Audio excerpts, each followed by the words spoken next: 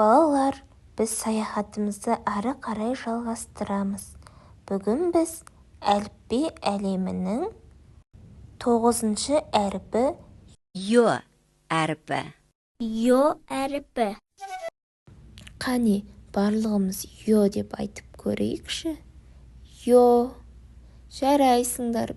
Бізде ё әріпі қандай дыбыс? Дұрыс айтасыңдар. Дауысты дыбыс. Ал біз дауысты дыбысты қандай текшемен белгілейтін едік? Дұрыс айтасыңдар. Қызыл текшемен. Ё әріпі көбіне сөздердің ортасында кездеседі. Олай болса, келесі суретке назар аударайық.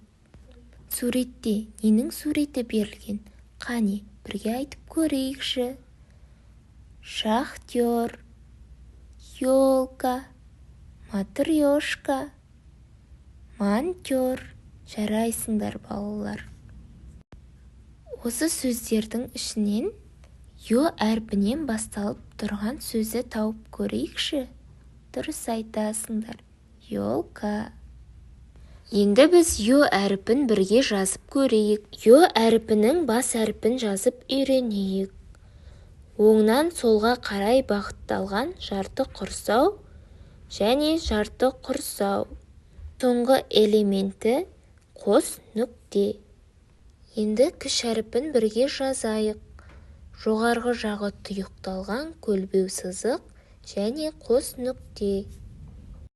Балалар, бүгінгі біздің ё әріпіне саяхатымыз аяқталды. Келесі кездескенше.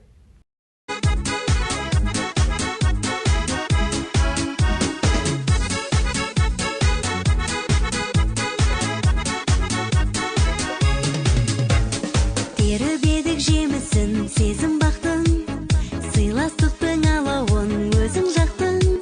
Сенің думан тойыңның әнін естіп, есігіңді шыдамай